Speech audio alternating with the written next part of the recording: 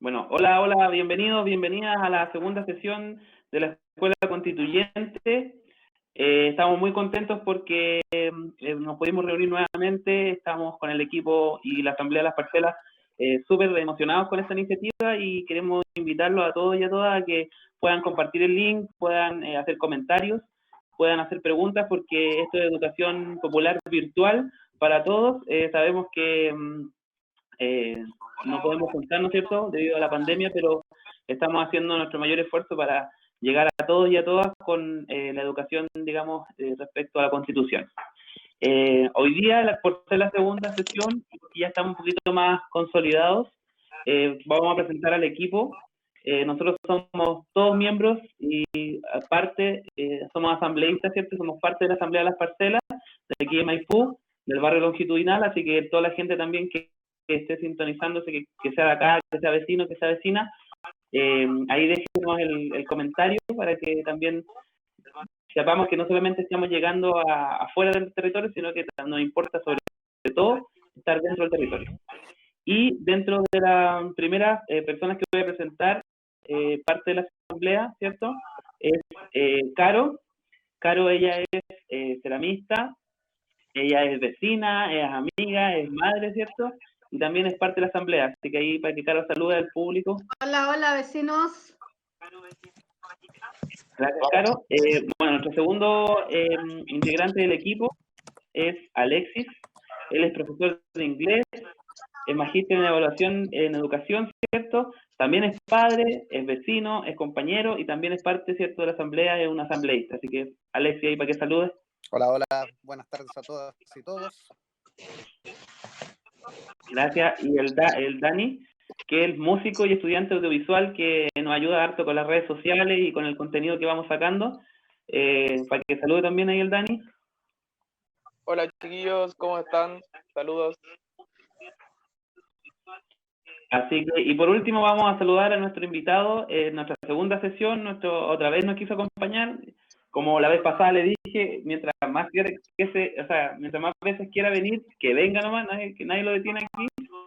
Nosotros somos una comunidad abierta y ese es nuestro principal objetivo, poder visitar organizaciones, a gente y sobre todo a Matías. Así que Matías Sagredo, que es según yo, un especialista en el tema desde el año 2006 que viene hablando de este tema, no es algo nuevo para él, así que es un honor para nosotros tenerlo acá. Así que para que salude Matías. Hola a todos, feliz de estar acá de nuevo. Nosotros también felices de tenerte. Bueno, vamos a recordar antes de partir con la sesión de que nos estamos viendo en este momento por Facebook Live, ¿cierto? Recordar que en la sesión número 1 también está en la página de Facebook Asamblea de las Parcelas. Las personas que estén un poco desconectadas de la primera sesión, los invitamos a escuchar, ¿cierto?, el video, a anotar las cosas más importantes para que también podamos ir haciendo esta educación en esta escuela virtual. Es importante también recordar que todos los comentarios, las preguntas que ustedes quieran hacer, nosotros las vamos a leer al final de la presentación. Ya, la idea es que ustedes puedan, primero, en la primera parte, escuchar, ¿cierto?, nuestra presentación, y luego vamos a leer todas sus preguntas y comentarios. Así que mientras tanto, mientras avanza la presentación, usted siéntase libre de escribir lo que quiera, ¿ya? Eso es lo más importante. Bien, vamos a comenzar. Yo voy a compartir mi pantalla. Todavía un poquito antes, las redes sociales, además de los saludos que nos van dando, disculpa por interrumpirte, pero hay personas que dicen que no hay contacto y que todavía no ven. Así que para poder revisar eso antes de comenzar con la presentación. Ya. Sí, vamos a compartir al tiro la pantalla para poder poner la presentación. Ya, no sé si ven la presentación, ¿se me pueden confirmar? Estoy esperando el delay de la transmisión. Recuerden que esto está desfasado con las redes, así que no se va a ver al tiro. Hola. Mientras tanto, volver a recordar lo que estábamos hablando. Esto es una iniciativa de la Asamblea de las Parcelas, ¿cierto? Nuestro objetivo es netamente educativo. Somos una comunidad, digamos, como nos acabamos de presentar, todos de diferentes profesiones, oficios, y nos juntamos con un objetivo que es la educación a los vecinos, a las vecinas, y a todos y a todas los que estén sintonizándonos. Ojalá también hayan asambleas que nos estén viendo, que es muy importante para nuestros territorios poder educar a los vecinos, y educarlos de manera bien para que nos dejen de meter el dedo en la boca, y sepamos bien qué es lo que vamos a votar, qué es lo que vamos a hacer con nuestro futuro, que al final es el futuro de todos y todas. Se ve perfecto el PowerPoint. Muy bien. Comenzamos entonces con la segunda sesión de la Escuela Constituyente Virtual de la Asamblea de las Parcelas. En esta sesión lo que nosotros vamos a tocar, ¿cierto? O el tema principal será la Constitución de 1980 y las implicancias en el Chile actual.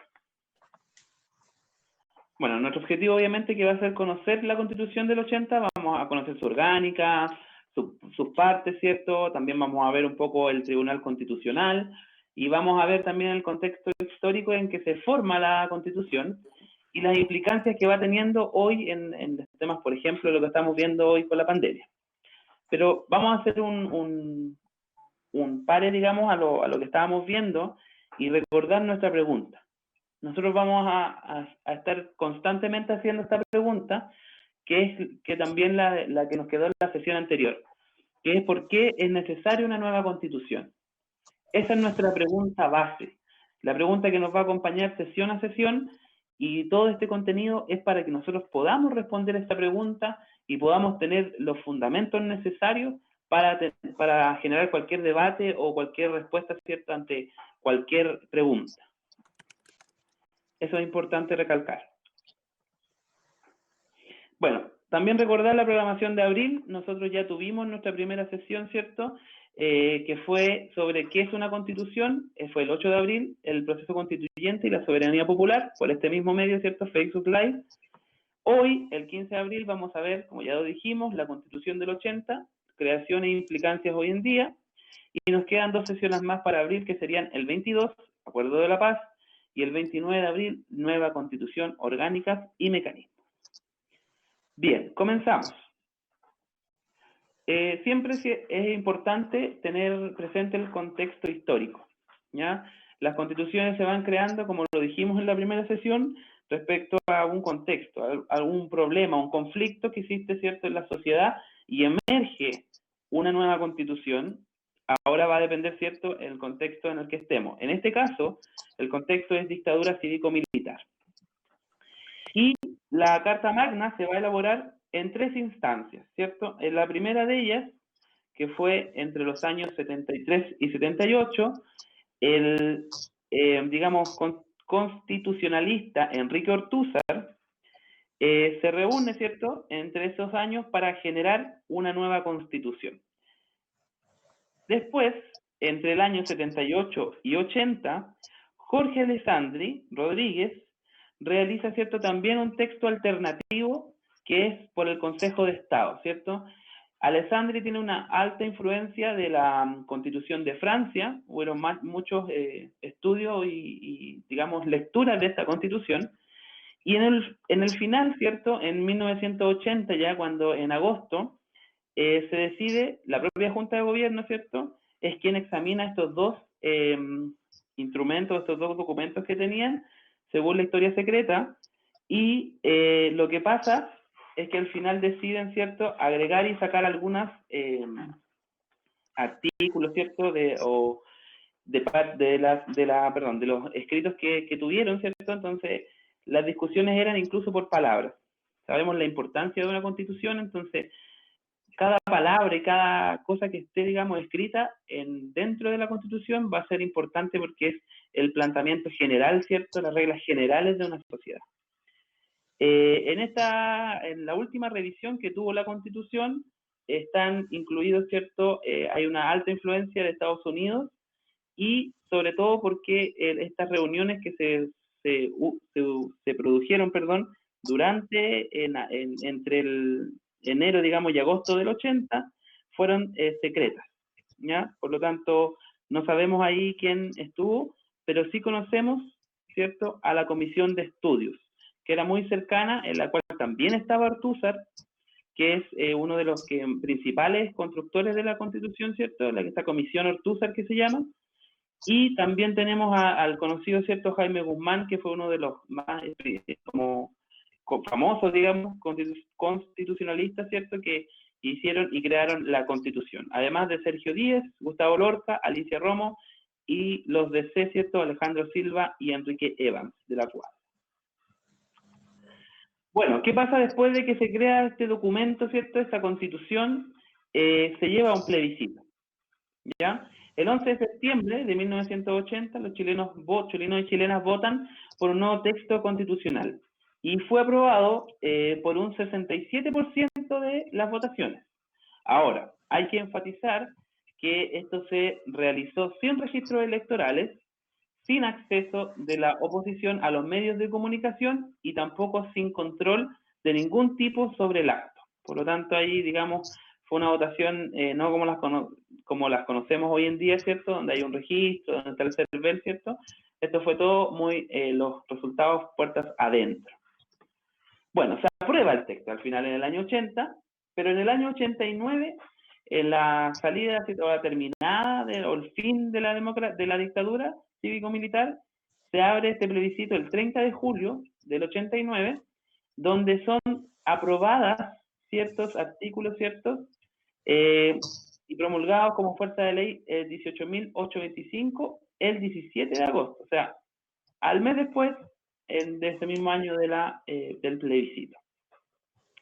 Aquí hay algunos artículos que son importantes destacar que después Matías en las preguntas, digamos, puede responder, ¿ya?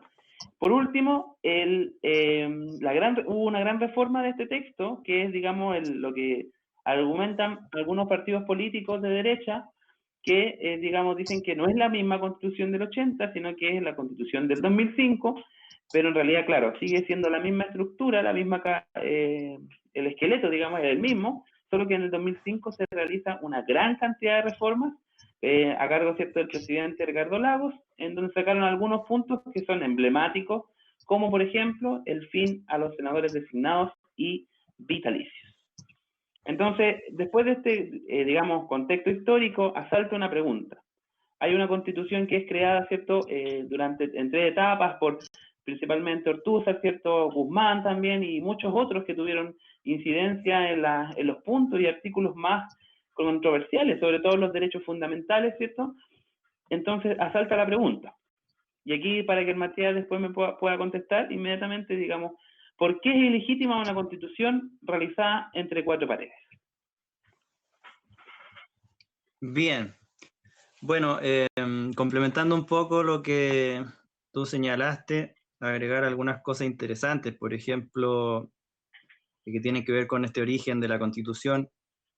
Lo que dijo Jaime Guzmán, una vez que terminaron su proyecto, una vez que ya cocinaron el texto que le proponían a la Junta Militar, él se reúne con sus correligionarios y en un discurso muy efusivo dice, abro comillas, esta Constitución está hecha para que no importa quién gobierne en el futuro, se vea obligado a tomar una acción no tan distinta de la que nosotros haríamos.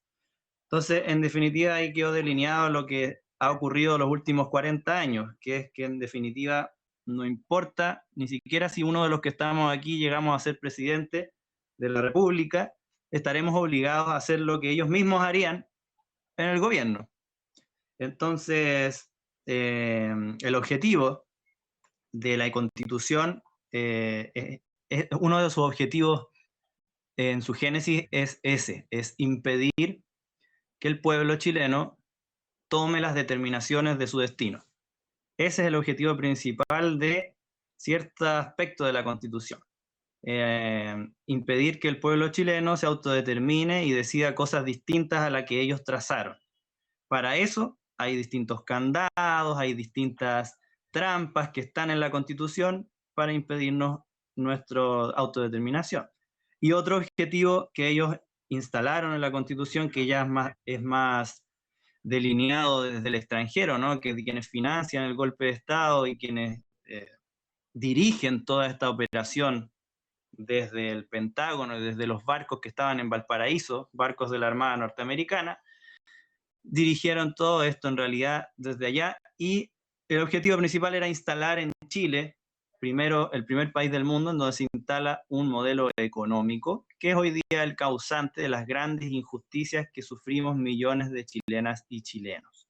Un modelo económico que es reconocido a nivel mundial de que solo podía instalarse en un país mediante la fuerza de las armas y sobre millones de cadáveres de personas asesinadas. O sea, es un modelo tan brutalmente injusto que ningún país del mundo lo aceptó ni lo ha aceptado, solamente podía ser instalado en una nación mediante la violencia armada, es decir, mediante una dictadura cruenta. Ese es el origen de nuestra Constitución y es su objetivo principal. Por lo tanto, no podían hacerlo de otra forma, que para quienes tengan la primera edición de la Constitución, que salió el año 80, es un librito negro, bastante feo, y que en el preámbulo, en la introducción, la Junta Militar declara, y dice algo así: asumiendo nosotros la potestad constituyente, decretamos, cierro comillas. Eso nos dice que lo que tenemos actualmente no es una constitución, es un decreto militar instalado por 4 generales criminales, con el que sabemos su prontuario. Entonces, es tan ilegítima y es tan inválida nuestra constitución que quizá es una de las más inválidas y legítimas del mundo, porque la impone una dictadura, autoasumiendo la potestad constituyente, ellos mismos lo dicen, después las ediciones posteriores sacaron esa frase, pero ellos ahí se les cae el cassette, pues dicen, nosotros nos autorrogamos la potestad constituyente, y quienes habrán participado en la clase anterior habrán comprendido ya que la facultad constituyente, el poder constituyente reside única, abro comillas, única, exclusiva, inalienable, imprescriptiblemente en el pueblo. Es así desde 1789 en adelante que se inventó la palabra constituyente. Entonces ellos violan el principio fundamental de la generación de una constitución, autoarrogándose la potestad constituyente. Entonces, ¿por dónde se le mire? Desde el aspecto jurídico, filosófico, social, político, científico, histórico, por donde se mire es ilegítima. No tiene ninguna arista por la cual pudiera decirse que es una verdadera constitución y que es legítimo que siga determinando todas las relaciones sociales y económicas de cada uno de los 17 millones de chilenos que estamos obligados a obedecerla y a agachar nuestra cabeza a un decreto militar número 3464 del 30 de octubre de 1980. Es inverosímil, es una cosa extraña, insólita, que solamente en Chile ocurre a un nivel tan insólito. Y cuando se dice el año 2005, y ahí ponen el título de la gran reforma, es una falacia. La gran reforma no es una gran reforma. Se sacan los senadores designados, se sacan cosas que eran demasiado aberrantes para un país supuestamente democrático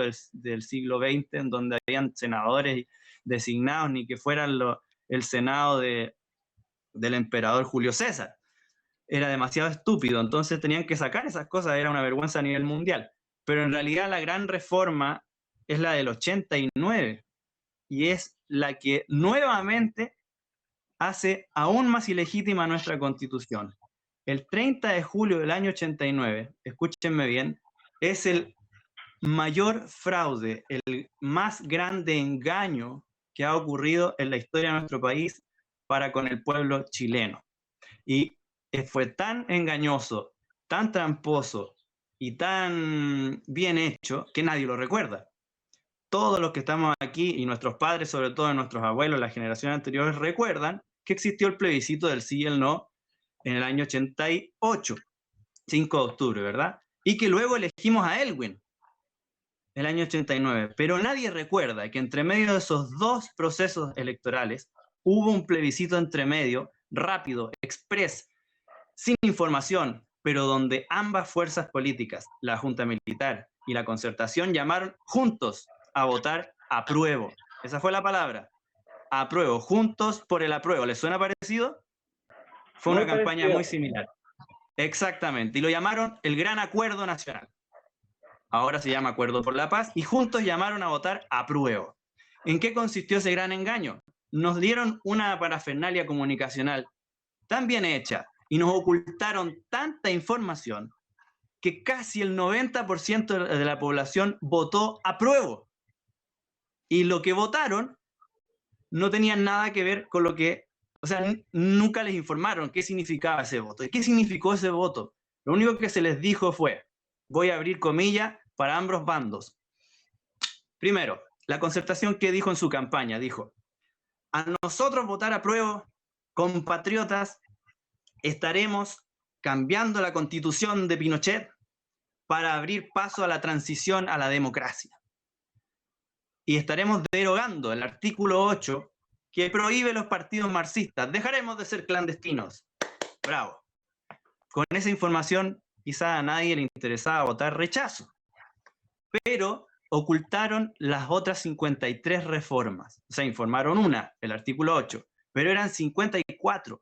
Y de esas 54 habían 2 que son las causantes, y escúchenme bien, ese día, a esa hora, fue la causa de los 30 años de injusticia que vivimos actualmente. Cuando decimos desde el 18 de octubre, no fueron 30 pesos, fueron 30 años, bueno, su nacimiento, el nacimiento de esos 30 años de injusticia fue el 30 de julio del 89, con 2 reformas que nos obligaron, engañados, a votar apruebo sin saber qué significaban, que eran las siguientes. 1, una reforma en donde nosotros mismos eliminamos nuestro derecho a convocar a un plebiscito.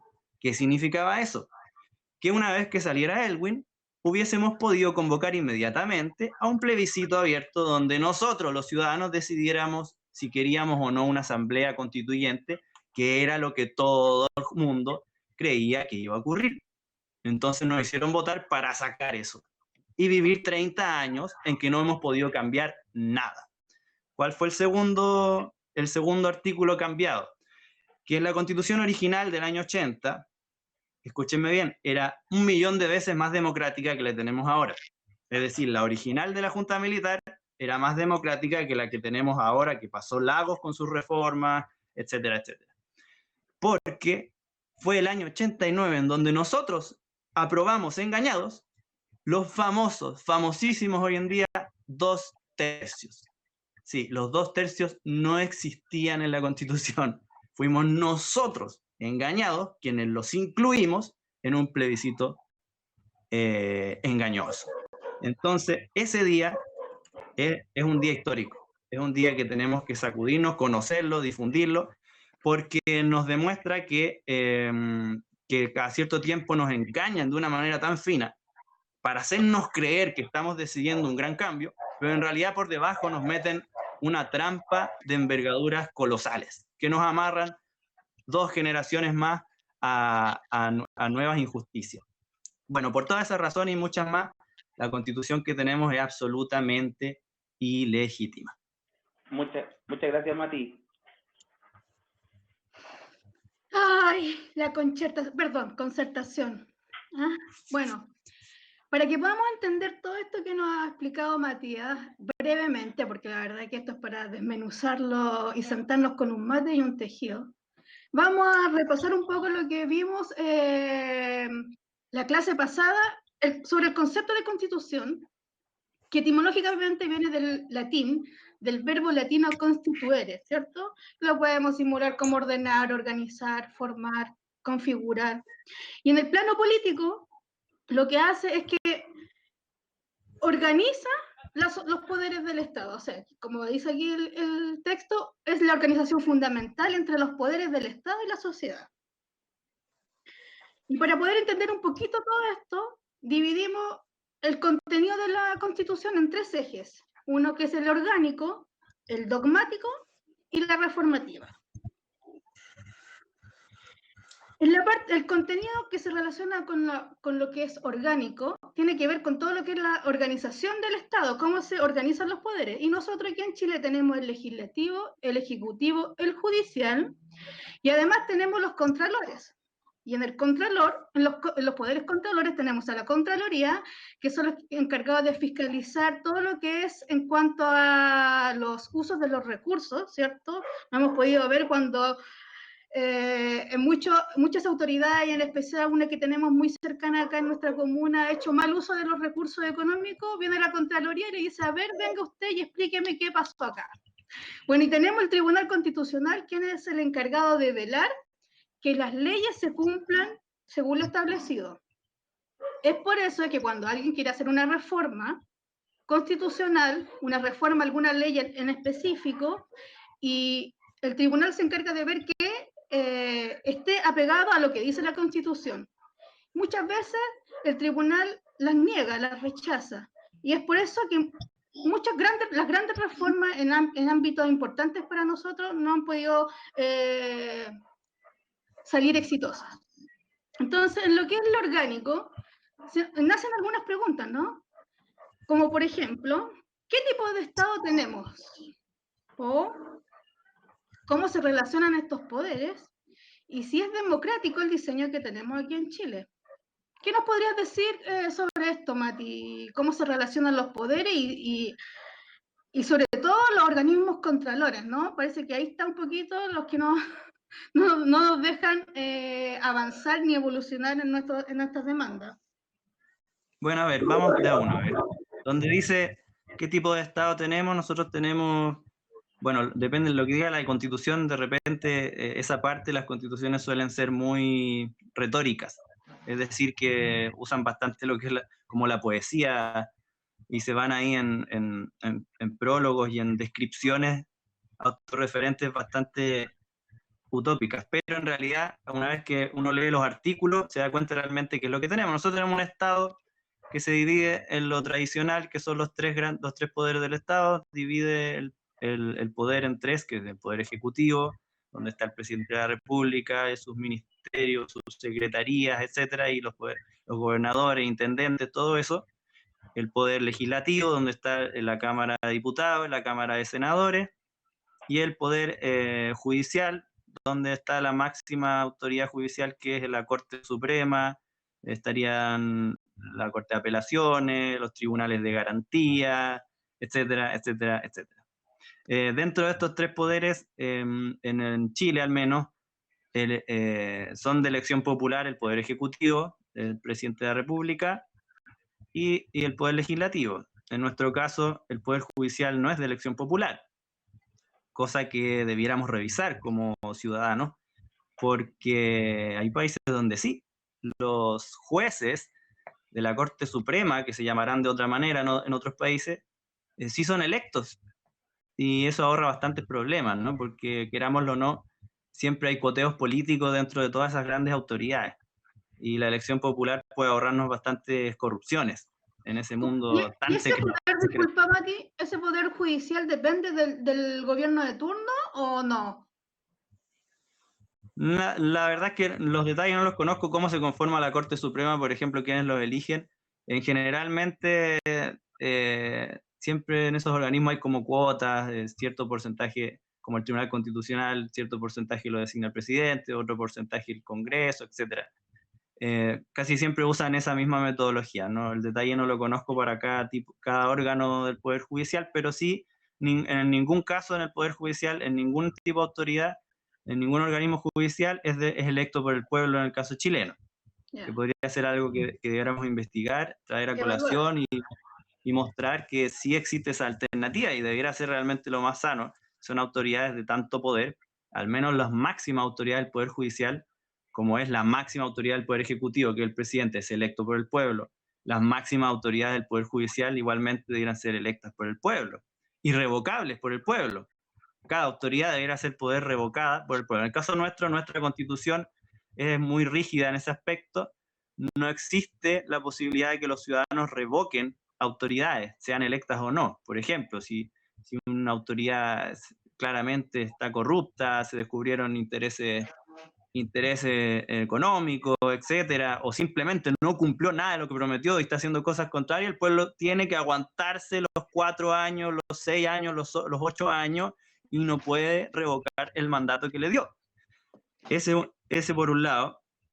Y lo otro es que solamente existe en Chile ¿cómo decirlo? Una democracia representativa. Cuando ya vamos aquí al otro punto, ¿es democrático este diseño? Bueno, Nosotros tenemos autoridades electas por el pueblo en donde las elegimos y nos desentendemos.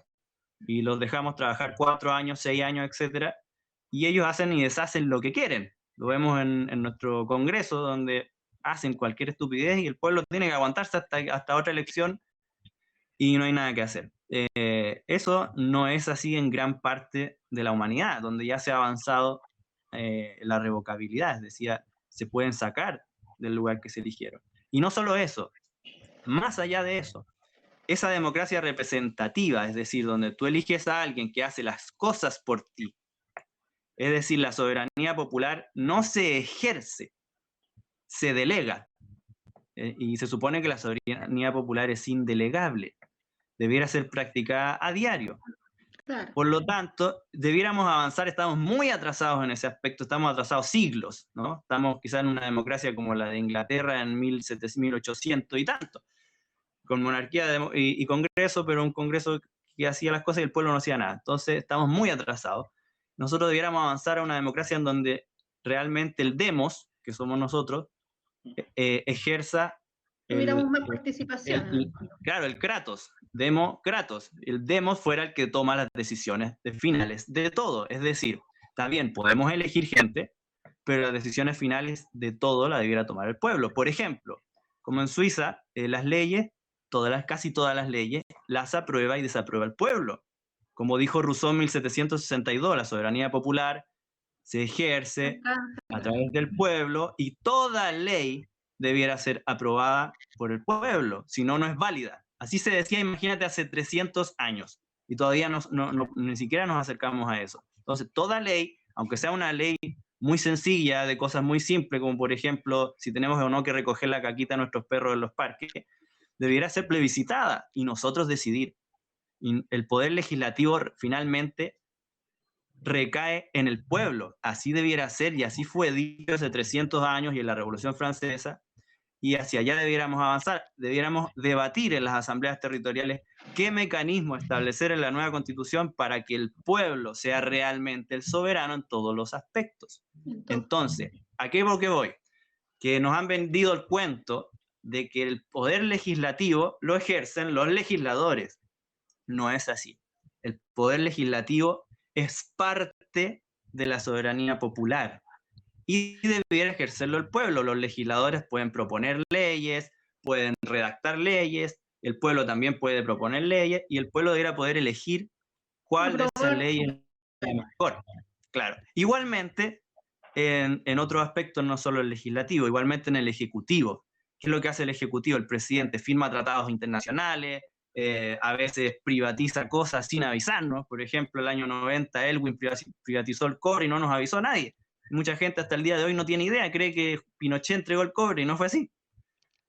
Pinochet salió del poder porque Estados Unidos quería privatizar el cobre y Pinochet no quería, entonces Estados Unidos financió el no. ¿Alguien sabía eso? Bueno, busque las actas desclasificadas donde están los millones de dólares que Estados Unidos le dio a la campaña del no para sacar a Pinochet y para que Elwin privatizara el cobre. Esas decisiones que toman los presidentes, que muchas veces son títeres de otras potencias extranjeras, debieran ser sometidas siempre a referéndum popular, es decir, preguntarnos a nosotros que somos el soberano. El cobre es el sueldo de Chile, pregúntenos, ¿quiere usted que el cobre se privatice o que lo siga administrando el Estado? ¿Quiere usted que la educación siga igual o prefiere este sistema?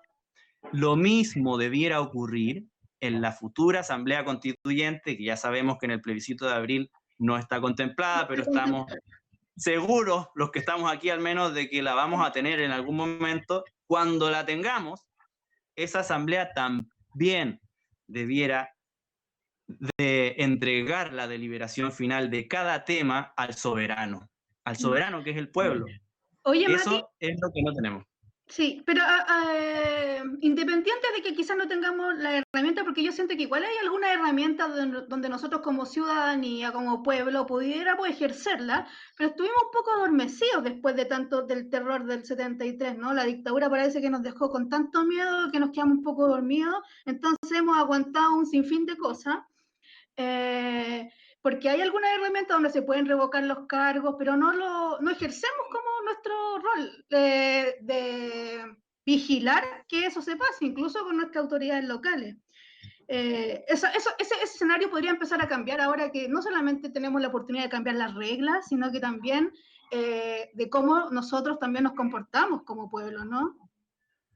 Claro, y lo fundamental es la información. El objetivo de este tipo de actividades que estamos haciendo ahora es eso, que la ciudadanía podamos abrir este cubículo en el que nos han tenido encerrados durante 30 años y ver que hay un mundo afuera de democracia que no conocíamos, que nos ocultaron durante décadas, ¿no? Que es todo esto que estamos hablando. Y principalmente lo que fue la primera clase que tuvimos la semana pasada, que somos el soberano. ¿Y que de dónde salió eso?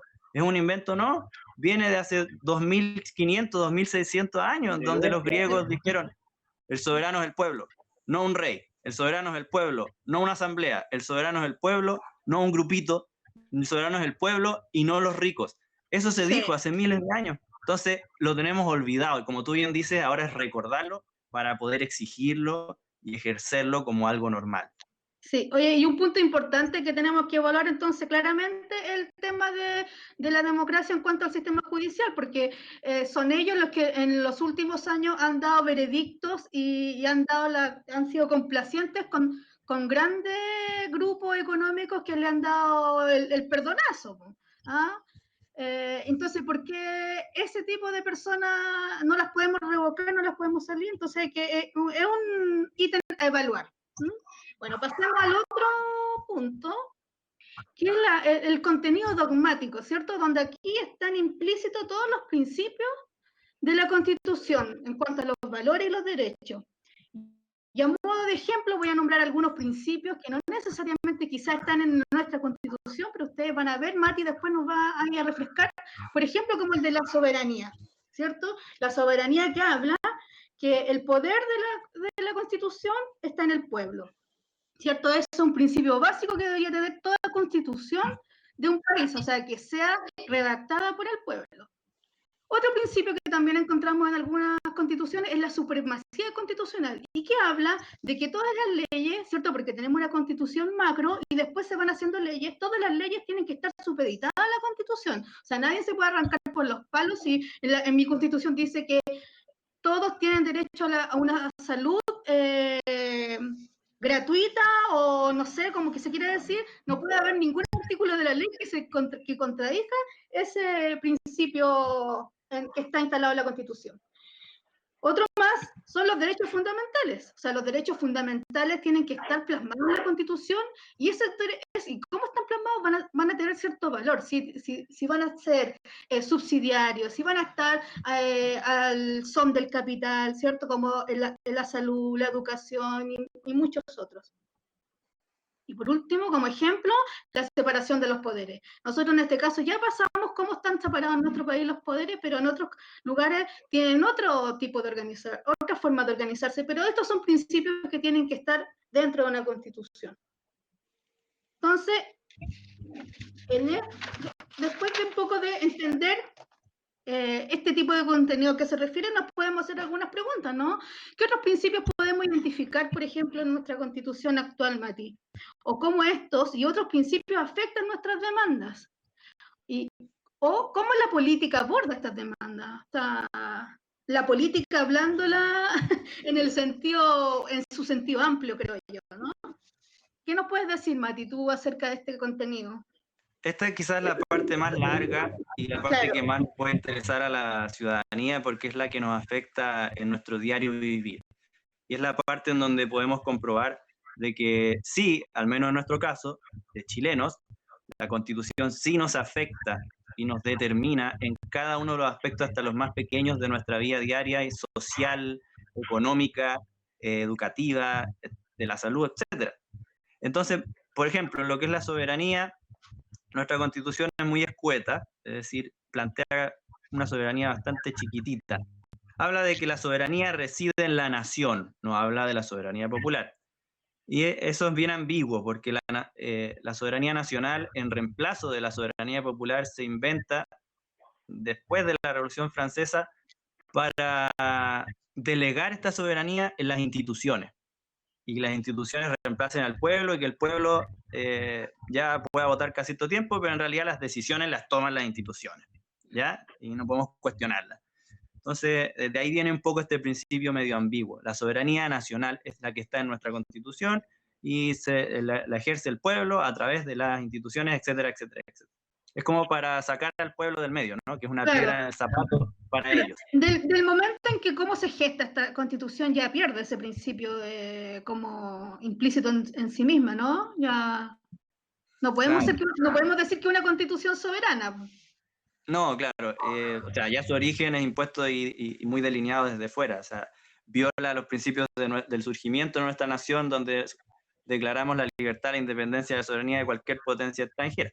Pero bueno, también se habla de, por ejemplo, en otras constituciones de otros países se amplía lo que es la soberanía, y no solamente como la nuestra, en que también se habla de la soberanía que defiende las Fuerzas Armadas, en el sentido de defender nuestras fronteras, que es un aspecto muy pequeñito de lo que es la soberanía. Es decir, tenemos un territorio, sí, y tenemos que protegerlo de cualquier potencia o otra nación que quiera invadirnos, ya está bien. Pero eso no es soberanía. La soberanía viene de que el pueblo tiene la facultad de determinar su propio destino y que nadie puede venir a dominarnos. De ahí viene. ¿Ya? No es solamente fronteras físicas o políticas o económicas. Tiene que ver con la facultad que tenemos de decidir nuestro destino. Eso es soberanía. Y se aplica en lo territorial, se aplica en lo político, y hasta ahí llegamos nosotros. Pero hay otros países que la amplían, por ejemplo, y hablan en sus constituciones de la soberanía energética, que tiene que ver con eso, de no depender de otras potencias a nivel energético. Porque como decía Gabriela Mistral, quien domina el cobre, quien domina el petróleo, quien domina los recursos naturales, termina dominando la política. Por lo tanto, si dependemos de las potencias petroleras, al final nos ponen condiciones y nuestros presidentes agachan la cabeza y obedecen a esas potencias. Entonces, algunos países tienen en sus constituciones la soberanía energética, es decir, ser independientes energéticamente para no tener que obedecer directrices o, ¿cómo se dice esto?, chantajes de otras potencias. También plantean otros países la soberanía alimentaria, es decir, no depender de otros países en lo esencial de la alimentación de tu pueblo. Porque también te pueden dominar a través de la alimentación, o sea, eso es una estrategia de la guerra milenaria, ¿no? Claro. Tú les controlas el alimento y ellos hacen lo que tú quieras, ¿no? Y hay que pensar que así funcionan en muchos países, ¿no? Hay que ser un poquito suspicaz. Y así tú la puedes ampliar, ¿no? Pero ya el concepto de soberanía es mucho más amplio y nosotros estamos todavía en un concepto minúsculo de lo que es la soberanía, solamente lo de las fronteras y lo militar. Oye, lo que pero dice, en cuanto a nuestros derechos fundamentales, ¿qué podríamos decir? O sea, ¿cuáles son los principios que hay en torno a esos derechos? Porque ¿son realmente derechos? Ya, esta es la parte... Claro, esta es la parte que... Es la parte que todos quieren escuchar, porque es lo que venimos exigiendo de los últimos 40 años, ¿no? Claro. Un sistema de salud digno, donde la gente no se muera esperando, un sistema educativo de calidad, no solo para los que tienen dinero para pagar, sino para todos por igual, etcétera, etcétera, etcétera. Pensiones dignas, donde el abuelito pueda vivir, como se dice, bueno, que sea digna, ¿no? En general, todo eso tiene que ver con esta parte, derechos fundamentales. Y esto en nuestra Constitución está en el artículo 19. Cualquier persona puede tomar la Constitución, buscar el artículo 19, a diferencia de otras constituciones que dedican capítulos completos para cada derecho. Nosotros ni siquiera tenemos un capítulo, tenemos un artículo de un capítulo y dentro de ese artículo versículos dedicados a cada derecho. Es una cosa, ¿cómo decirla?, insolente con el ciudadano realmente. Entonces es mínimo, es como para cumplir con lo mínimo. Claro, entonces, ¿qué pasa en este artículo 19? Te encuentras con los distintos numerales y cada numeral habla de un derecho. Por ejemplo, el artículo 19, numeral 10 y 11, solo 2 numerales, es decir, 2 líneas, son dedicadas al derecho a la educación.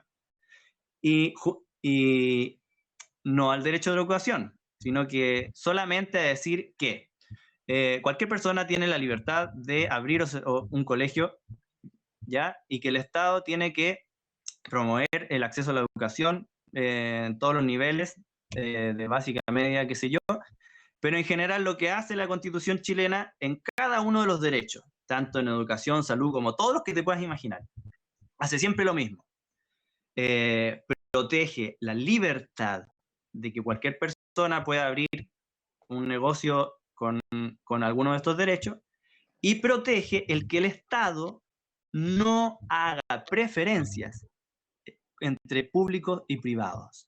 Eso es en general lo que magistralmente esta gente delineó y puso en la Constitución, Jaime Guzmán, entre otros, que logran ponerla de tal forma de que los derechos, cada uno de los derechos, ellos protejan el que el Estado no beneficie exclusivamente a la parte pública.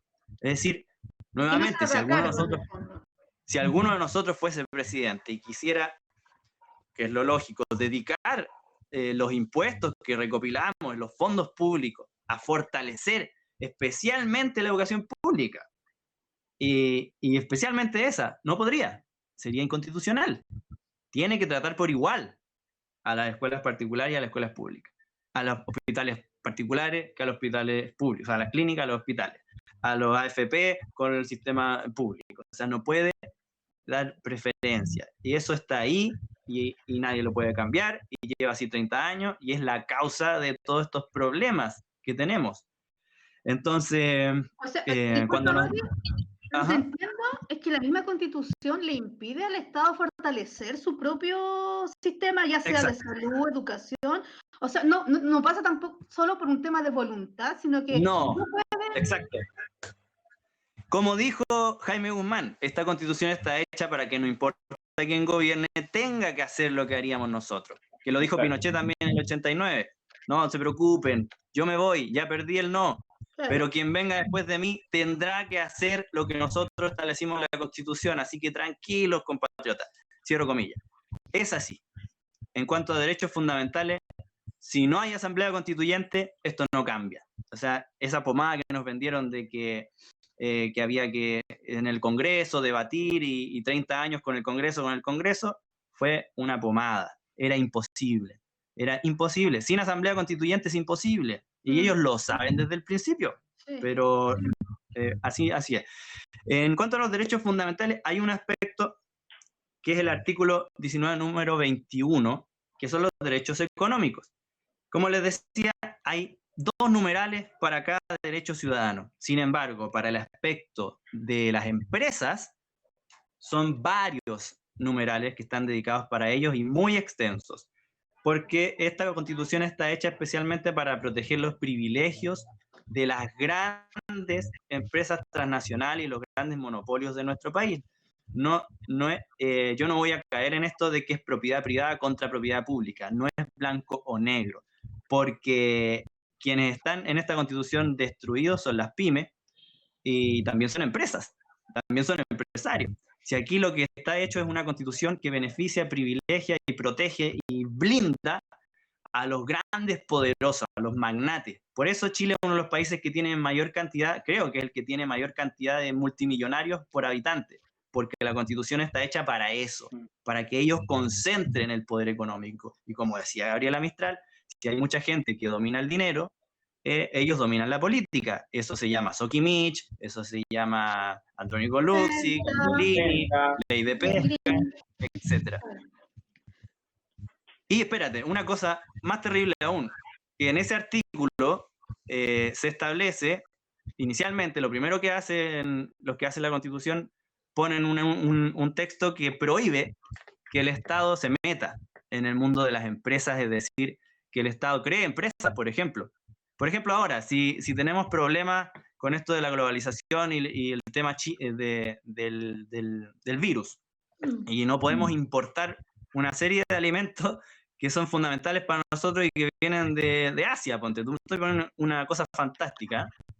El Estado tiene prohibido crear empresas, y si el Estado quisiera crear una empresa de arroz, porque no podemos traer arroz de China, y resulta que el 100% de la población chilena casi come puro arroz, el Estado tiene prohibido constitucionalmente crear una empresa de arroz. ¿Me entiendes? No puede crear empresas, está prohibido en la Constitución. En cambio, está permitido que privatice empresas. Puede no preguntarle al pueblo, pero tiene prohibido crear empresas. Entonces, una cosa que por donde lo mires está hecho para entregarle nuestra riqueza a las grandes empresas gigantescas, sobre todo transnacionales. Oye, entonces con toda esa amarra la política, mientras no se cambie la Constitución, o sea, esa es la única forma que tenemos de abordar las demandas, po. Esa es la gran importancia. Reales. Por eso es tan importante cambiar la Constitución. Oye, pero no caigamos en lo fantástico de que la Constitución lo salva todo. La Constitución es papel y tinta, pero la diferencia está en que cuando un pueblo hace su Constitución, el pueblo defiende su Constitución y la Constitución establece mecanismos que le permitan defenderla.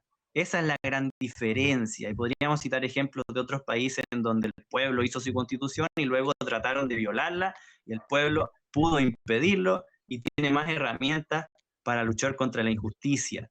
O sea, no es letra muerta. Cuando el pueblo hace la Constitución no es letra muerta, pero cuando es impuesta por un grupito y la gente no la conoce, sí se transforma en letra muerta. Por ejemplo, hoy en día es letra muerta el artículo 19, numeral no me acuerdo, que habla del medio ambiente, que tenemos derecho a un medio ambiente libre de contaminación, está en la Constitución, pero es letra muerta porque nadie va a defenderlo porque nosotros no hicimos la Constitución y no tenemos idea que eso existe, ¿cachai? Entonces, para las cosas que nos sirven a nosotros es letra muerta. Para las cosas que les sirven a ellos, no es letra muerta porque ellos la hicieron. Sí. Y ellos saben defenderla. ¿Me entienden? Ya. Bueno, vamos a pasar a la última parte, que es la parte también entretenida, que es la reformativa. Y acá, ¿qué son el contenido reformativo? Son todas las normas que tienen una constitución para que en un futuro después se puedan ser reformadas, ¿cierto?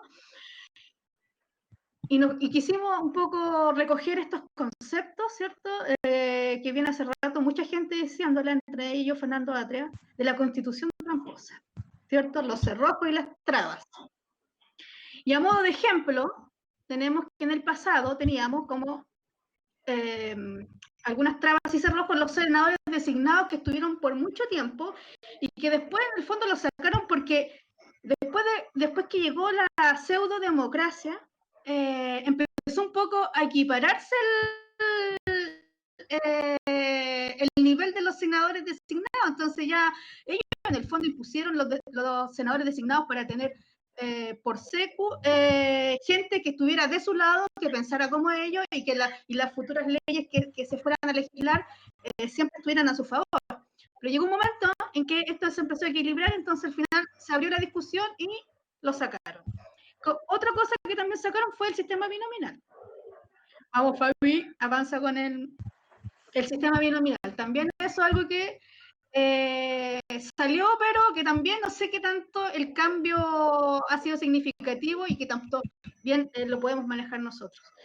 Y hoy día algunas de las trabas que tenemos, bueno, son las atribuciones que tiene el Tribunal Constitucional, ¿cierto? Que ha echado por debajo varias reformas que se han tratado de hacer, y los quórum, ¿cierto? El alto quórum que necesita una ley para poder ser aprobada. Bueno, vamos a continuar. Se está integrando a Matías Sagreo, que es la persona que iba a comentar, así que vamos a continuar. En la sección de ahora, lo que toca es hablar sobre el Tribunal Constitucional en Chile. Si bien a ustedes les hablaron un momento antes de, a modo de pincelada, vamos a tratar de ser bastante breve. Es mucha la información que tiene el Tribunal Constitucional, que perfectamente podría abarcar una clase completa, pero hoy día lo vamos a hacer de forma sintética, ¿ok? Para esto es necesario, primero que todo, tener educación cívica en este país. Recuerden que en dictadura eliminó educación cívica y ahora estamos teniendo las consecuencias de esto, de que no conocemos las leyes, no conocemos la Constitución, y ha sido una suerte de amarre que ha ido existiendo. ¿Qué es el Tribunal Constitucional? Primero que todo, es uno de los poderes judiciales que existen hoy en Chile. Vale decir que esto es un órgano autónomo e independiente, y esta es la parte seria. Autónomo e independiente de cualquier autoridad o poder y ejerce control constitucional, ¿ya? Ellos siempre están velando que se cumpla la Constitución, que en este caso es la de 1980, que se la ha comentado, que fue no una Constitución democrática. De hecho, es una Constitución que tiene el carácter de, comillas, objetada democráticamente, porque no ha sido escogido con el voto soberano y popular. Y también el Tribunal Constitucional no responde ante nadie, al ser un ente autónomo. Vamos a continuar con la historia del Tribunal Constitucional, que es la siguiente parte. A modo breve, en 1833 el Congreso actuaba como un tribunal constitucional en aquella época. Después, en 1925, la Corte Suprema comenzó a actuar como tribunal constitucional, ¿ya? Todavía en esa época no estaba conformada la palabra tribunal constitucional, pero sí las funciones que tenía. Después, en 1970, se crea en el gobierno de Eduardo Frei Montalva, y él es una persona clave que tuvo una participación dentro de la historia de Chile y también con la Asamblea Constituyente. Se crea una reforma a la Constitución de 1925, la cual era resolver disyuntiva entre el Poder Ejecutivo y el Poder Legislativo. Y esto constaba de 5 integrantes, 3 propuestos por el presidente, que en este caso era Frei Montalva, con la aprobación del Senado. O sea, él los propone, pero lo tiene que aprobar el Senado. Y también habían 2 integrantes más que eran designados por la Corte Suprema, ahí conformaban los 5. En dictadura militar en 1973 se termina, se eliminó esta figura de tribunal constitucional, pero con la Constitución de 1980, que bien le explicaron que se creó por Jaime Guzmán, bueno, él es el máximo ideólogo de eso, volvió a existir, pero no tenía el carácter que antes tenía, ¿ya? Esto ahora constaba de 7 integrantes, y esta es la parte interesante. Son 2 designados por el presidente y el Senado, por ende automáticamente hay 2 que eran en dictadura, porque esto no fue un gobierno militar como lo quieren decir, fue una dictadura cívico-militar, y hay que decirlo como corresponde, porque nadie escogió que Pinochet estuviera en la presidencia, nadie, así que esto fue una dictadura cívico-militar. Habían 2 personas que eran del lado de Pinochet con el Senado, que recuerden cómo existía en esa época. También eran 3 de la Corte Suprema que también actuaba de una u otra forma con los gajes con la dictadura, y 2 para el Consejo de Seguridad Nacional. Y esto es lo importante, porque las Fuerzas Armadas participaron del Tribunal Constitucional. Y esto es una situación seria. En el año 2005 fue la última reforma que tenemos, en donde en el gobierno de Ricardo Lagos, como se les comentó antes, reformula el Tribunal Constitucional y cambia aspectos que favorecieron a la derecha política de este país, que vale decir a la derecha empresarial de este país. ¿Y por qué? Porque sacan a los senadores designados y vitalicios, como les comentaron antes, para reforzar el veto político. ¿Qué es esto? La designación de personas y atribuciones en el Tribunal Constitucional. Recuerden que en esa época más del 40% de los escaños, tanto de la Cámara de Diputados como de Senadores, era de la derecha, que en esa época estaba, que se llamaba Alianza por Chile. También lo importante del Tribunal Constitucional, solo responde a los requerimientos de personas naturales u órganos constitucionales, y está forzada a responder sí o sí a estos requerimientos. Y también el presidente y los 2 ministros más antiguos deciden cuál es la composición de las salas, porque el Tribunal Constitucional actúa en distintas salas. Lo invito a ingresar a la página del Tribunal Constitucional, que es tribunalconstitucional.cl, para que vean ahí también se eduquen de forma autodidacta de qué comprende esto, en la cual están determinadas por una comisión. ¿Algo que agregar, Mati, respecto a la historia del Tribunal Constitucional? No, solo recalcar que a veces, como llevamos 30 años criticándolo, creemos que fue un invento de la dictadura, pero en realidad es algo normal en la mayoría de los países del mundo que exista un tribunal, una sala o una corte que se encargue de vigilar de que se cumpla la Constitución y no se viole. Solamente cambian de nombre, pero la función generalmente es igual. Puede que a veces cambie quién la elige, en algún lugar la elegirá el pueblo, como creo que en Francia, por ejemplo, es así. Pero eso, en general, entender que es algo normal. El problema nuestro más que nada es que la Constitución que vigila el Tribunal Constitucional es la mala. Entonces, vigilarla y protegerla, no importa quién lo haga, siempre nos va a jugar en contra mayoritariamente. Ajá. Bueno, Vamos a continuar. Me están comentando que hablo un poquito más cerca, así que voy a hablar desde acá. Vamos a continuar con los miembros del Tribunal Constitucional. Otro aspecto importante, que son, de acuerdo al artículo 92 de la Constitución de 1980, son 10 miembros. Son 3 miembros designados por el presidente de la República. Son 4 miembros que son elegidos por el Congreso. 2 se escogen directamente por el Senado, pero hay 2 otros que los ratifica el Senado a propuesta de la Cámara de Diputados. Por ende, la Cámara de Diputados propone a las personas que van a estar, el Senado lo ratifica y el Senado, como de forma propia, tiene otros 2. La votación acá es de 2/3. ¿Ya? Ustedes saben que esto puede ser tramposo, la votación de los 2/3. Saben lo que ocurrió, por ejemplo, con Chadwick y con Piñera, que Chadwick fue vetado, salió aprobado porque era el 50% de los votos, pero Piñera no, porque era el 2/3, y como muchas leyes también, ese 2/3 nos ha perjudicado. También existen 3 ministros que son designados por la Corte Suprema. Todos estos duran 9 cargos, o sea, 9 años en el cargo, y se renueva cada 3 años, pero no pueden continuar ejerciendo una vez que cumplen 70 años, y tiene 2 ministros suplentes que se escogen cada 3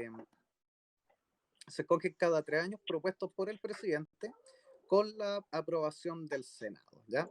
Esos son los 10 miembros que están participando en el Tribunal Constitucional. Fabián, ¿podrías la diapositiva siguiente, que es algunas funciones del Tribunal Constitucional? ¿Ya? Algunas de las funciones son que ve las normas que dicta la Corte Suprema o la Corte de Apelaciones y el Tribunal Calificador de Elecciones, que es el TRICEL. Ya el TRICEL es válido en cualquier efecto de votación que sea legal, inclusive en juntas de vecinos, etc. Y eso es de acuerdo a la Constitución vigente, la Constitución de 1980. Ve si los proyectos de ley, decretos con fuerza de ley, reformas constitucionales o inclusive convocatorias a un plebiscito, y esta es la parte importante, convocatorias al plebiscito que se supone que vamos a tener ahora, se ajustan a la Constitución vigente. ¿Ya? Así que ahí también hay que prestar atención. Ve si es que existen leyes que se determinan inaplicables, que deben ser constitucionales o no. Esto viene de la reforma del 2005, que esta fue la reforma que existió en el gobierno de Ricardo Lagos. Ve si una resolución del presidente de la República es inconstitucional de acuerdo a la Contraloría. También ve si organizaciones, movimientos, partidos políticos son constitucionales y sanciona a quienes lo organizan en caso de que cometan alguna falta.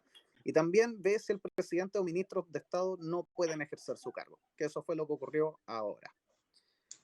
Continuando con esto, Matías, disculpa, algo que nos puedas comentar sobre cómo el Tribunal Constitucional ve el tema de los plebiscitos. Mira, es bien simple. La Constitución tal cual está solo permite el plebiscito si es que se cambia la Constitución con los 2/3. Si no me equivoco, los 2/3, pero si no es un quórum bien alto, ¿no? O sea, para poder convocar a plebiscito respetando la Constitución actual, tendríamos que lograr un acuerdo en el Parlamento que modifique la Constitución y permita esa convocatoria, creo que por los 2/3. Si no es así, el tribunal lo va a declarar inconstitucional. Pero cuando termines tú, Alexis, yo quiero explayarme un poco en que eso en realidad no es tan así, y que ha habido países, varios y la mayoría de los que han hecho asambleas constituyentes, en donde el Tribunal Constitucional ha tenido que reconocer de que no es necesario respetar la Constitución para convocar un plebiscito constituyente. En ese caso solamente. Perfecto. En plebiscito para otra cosa, cualquier otro tema, sí, hay que respetar la Constitución. Pero si es un plebiscito constituyente, no es necesario basarse en la Constitución. Y eso quiero después explicarlo más largo porque es lo que nadie habla. Perfecto. Vamos a continuar con el siguiente punto del Tribunal Constitucional, que son algunas características de este. ¿Ya? Dentro de las características, es muy común que existan tribunales constitucionales en los países. ¿Ya? El tema es el control de la ley y de la voluntad soberana que ejerce el Tribunal Constitucional acá en Chile. es un órgano de control del poder político antes de promulgar leyes o cuando estas ya son aprobadas.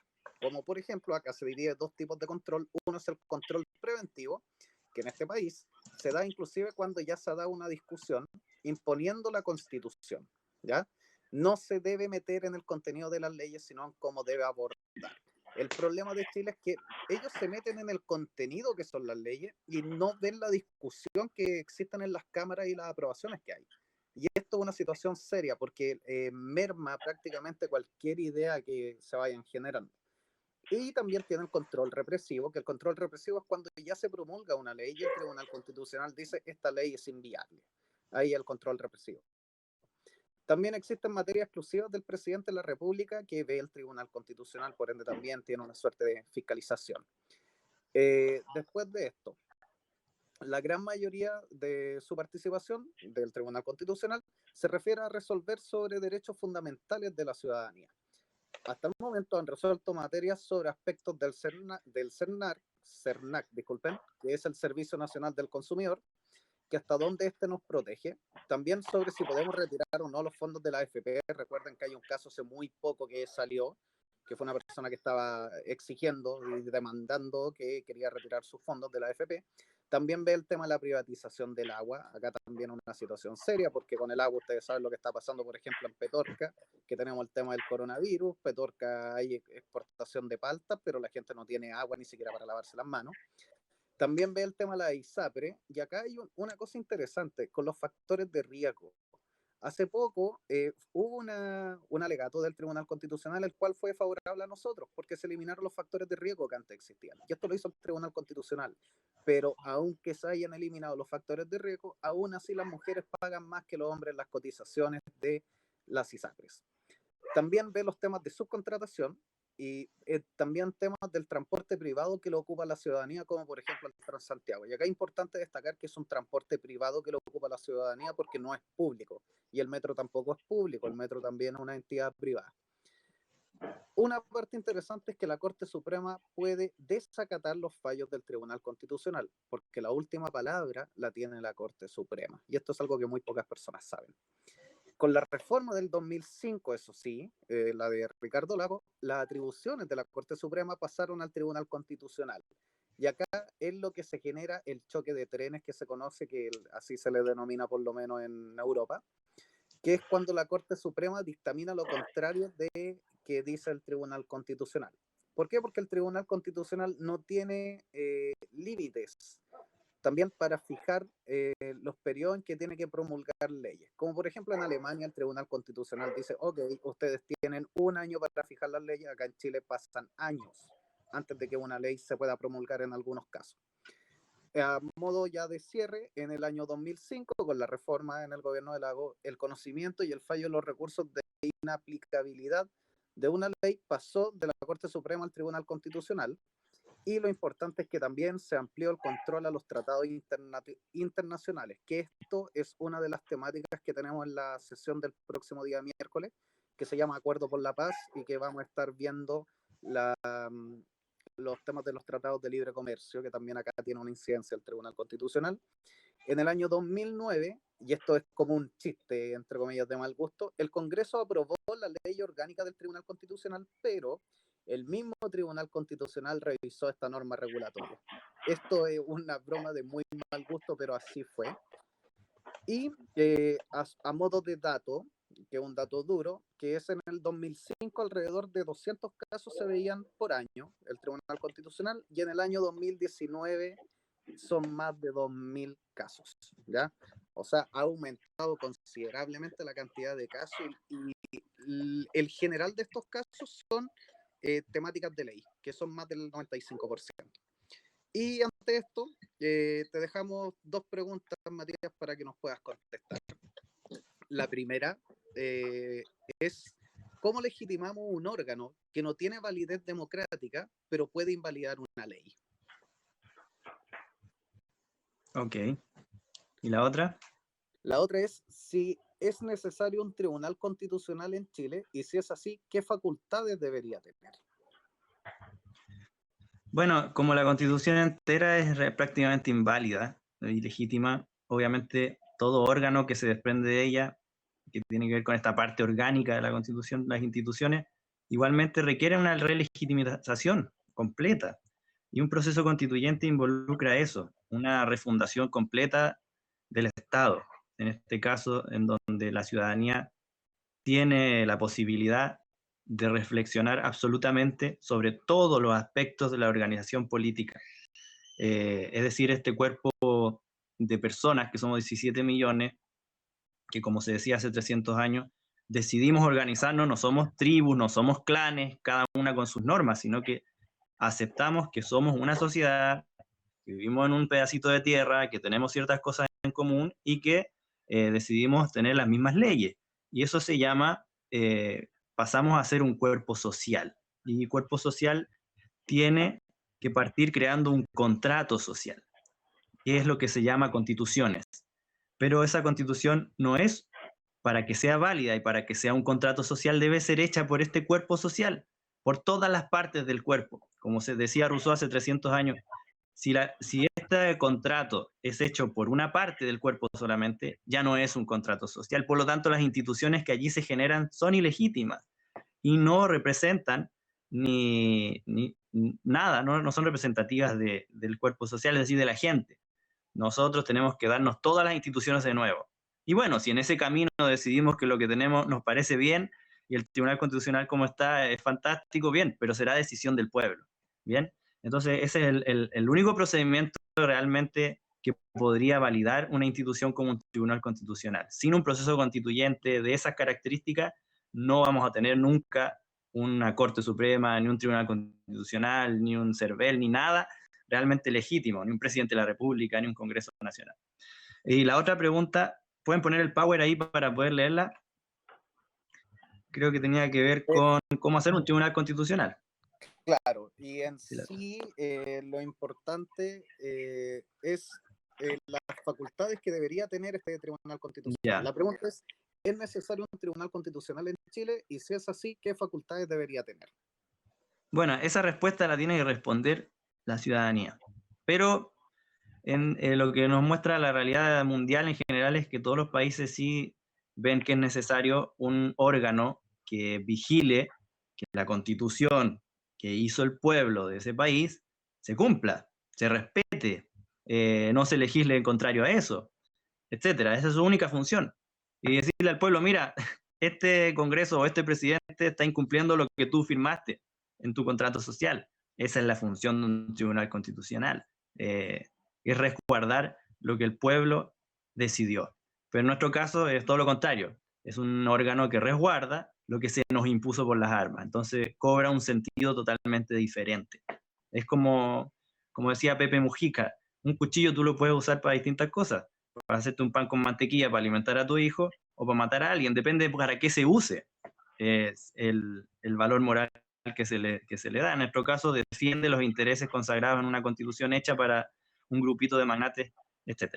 Entonces, sí podrían hacerle cambios. Por ejemplo, hay países, creo que es Francia, donde no es necesario ser abogado para ser miembro del Tribunal Constitucional.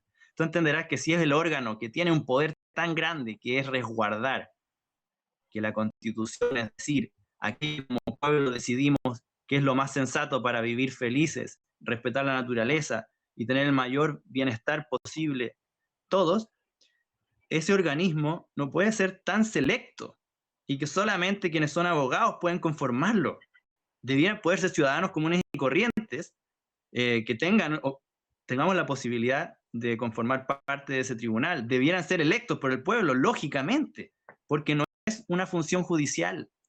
No, es más allá de lo judicial. No, aquí no se imparte justicia para quien cometió un delito. Se está vigilando un contrato social, y el contrato social es hecho por el pueblo. Por lo tanto, ese tribunal debiera ser un órgano directamente ligado con la ciudadanía. No ser exclusivo de abogados, no ser electo por el presidente de la República, sino electo por nosotros y poder conformarlo cualquier persona, cualquier ciudadano sin necesidad de tener un título de abogacía. Esos son algunos cambios que yo creo que serían necesarios para modernizar y hacerlo más elocuente este órgano llamado Tribunal Constitucional. Y respecto a lo otro que no había alcanzado a comentar porque había una falla, respecto a lo que dijo Carolina de los temas de reforma constitucional, que para mí es un punto muy trascendente, y voy a tratar de resumirlo en 5 minutos. Se nos dice, y hemos estado en un debate durante años a nivel televisivo, lo que sale en la tele es una cosa, lo que se conversa en las asambleas, en las universidades, en los foros desde el año 2006 para adelante, es otra cosa. Yo he tenido la suerte, hago una corrección, yo no soy abogado, soy profesor, educador diferencial, especialista en Montessori, y llevo 10 o 11 años estudiando este tema de manera ciudadana. Y he podido viajar por el mundo, conocer constitucionalistas, asambleas constituyentes, estar con la gente que ha vivido de primera mano todos esos procesos. Y lo que les quería decir es que se nos viene diciendo en el debate público, porque están controlados los medios, de que todo lo que tenga que ver con cambiar la Constitución tiene que pasar por el Congreso. Y tiene que preguntársele a la Constitución actual. Y el Tribunal Constitucional nos puede poner el pie encima. Bueno, todo eso es mentira. Es una mentira deliberada. Hacernos creer de que si la Constitución no contempla la Asamblea Constituyente, si la Constitución no contempla el plebiscito constitucional, si la Constitución pone miles de candados, como todos esos que describe magistralmente don Fernando Atria, entonces no se puede hacer. Eso es mentira, es una falsedad jurídica que cualquier abogado conoce y sabe que es mentira. En primer semestre de Derecho Constitucional te enseñan lo siguiente, abro comillas, el poder constituyente reside única y exclusivamente en el pueblo, y ninguna constitución y ninguna institución previa, paréntesis, Congreso, Presidente, Tribunal Constitucional, cierro paréntesis, ninguna de ellas puede ponerle límites al poder constituyente. Cierro comillas. Estoy citando al inventor de la palabra poder constituyente en 1789, que es la fuente del derecho constitucional en toda universidad en el mundo. Por lo tanto, es una mentira que no podamos hacer una constituyente porque la Constitución no lo contempla y porque el Congreso no se pone de acuerdo o porque el presidente no quiere. Es mentira. Podemos hacerlo, es legítimo, es válido y es jurídicamente un derecho. ¿Ya? Esto no es idea mía. Así ha sido en los países que lo han hecho. Por ejemplo, casos cercanos latinoamericanos. Colombia, 1990. Ellos tenían una constitución del año 60, más o menos, una constitución añeja, muy retrógrada, que era más terrible que la nuestra omite el tema constituyente. La de ellos lo prohibía expresamente, abro comillas, al artículo de la Constitución de Colombia, que decía, queda prohibido reformar la Constitución mediante cualquier mecanismo que no sea el Congreso Nacional. Cierro comillas. Uno podría decir que ese sí que es un candado, que hacía imposible hacer una asamblea constituyente. Sin embargo, el Tribunal Constitucional de Colombia, que se llamaba Sala Constitucional o algo así de la Corte no sé cuánto, tuvo que reconocer que el soberano, es decir, el pueblo, que llevaba meses marchando y que hizo una estrategia muy interesante, que en las elecciones que hubieron, el pueblo llevó una papeleta desde la casa y junto con votar por presidente, diputados, senadores, alcaldes, qué sé yo, llegaron con un papelito extra. La séptima. Un boleto de micro, una servilleta, un lo que sea, pero en ese papel decía una palabra, una frase, Asamblea Constituyente. Y de los 2.800.000 votantes, 2 millones metieron la papeleta artesanal en la urna. ¿Qué creen ustedes que pasó? Se contaron, se tuvieron que contar, era demasiado evidente, y fue tan avasallador que el Tribunal Constitucional tuvo que reconocer, y abro comillas, al fallo de la Sala Constitucional de Colombia, bajo un gobierno de derecha, una sala constitucional conformada por conservadores, pero a fin de cuentas tuvieron que reconocer este principio básico del derecho constitucional en el mundo, que es que el pueblo es el poder constituyente y no tiene que pedirle permiso a nadie en temas constituyentes. Y decretaron lo siguiente, abro comillas, el soberano ha hablado, el poder constituyente primario, que es el pueblo, se ha pronunciado y debe convocarse a un plebiscito constituyente abierto, libre y universal, cierro comillas. Y el presidente de turno tuvo que acatar. Entonces, es una falsedad. Y así mismo ocurrió en Venezuela en el 99, donde el Tribunal Constitucional tuvo que reconocerlo y se convocó al plebiscito constituyente con un Congreso en contra. Entonces, este punto es fundamental. No necesitamos un articulado constitucional que nos hable de cómo convocar una asamblea constituyente, un plebiscito, etc. Solamente necesitamos que se respete la voluntad soberana del pueblo, que jurídicamente es superior a la Constitución. Pero esto no se habla en televisión, porque es peligroso. Se caería en el sistema político, se caería en los partidos, etc. Entonces nos vienen a meter, como veían que esto ya era avasallador en octubre del año pasado, tenían que hacer algo, inventan el Acuerdo por la Paz, donde nos dicen, ya, tranquilo, ya llegamos a un acuerdo, vamos a hacer un plebiscito, etcétera, etcétera, etcétera. Estamos cumpliendo los pasos que hay que cumplir. Y ahí se acabó el debate. Pero en algún momento va a tener que reflotar, porque nos vamos a dar cuenta de que el Acuerdo por la Paz, que el plebiscito de abril, que el proceso constituyente falso que van a hacer, y la constitución que allí se va a generar, no va a resolver las grandes demandas de la ciudadanía, y vamos a volver nuevamente a una ebullición de debate constituyente, y esto va a reaparecer de nuevo.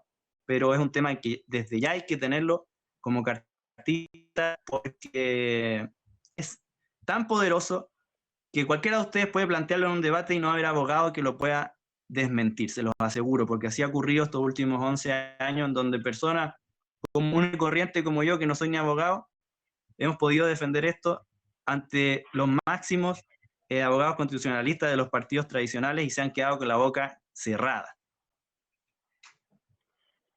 Muchas gracias, Mati. Bueno, ahora vamos a, como ya terminamos la presentación, vamos a decirle a nuestro compañero Daniel que podamos en la segunda parte.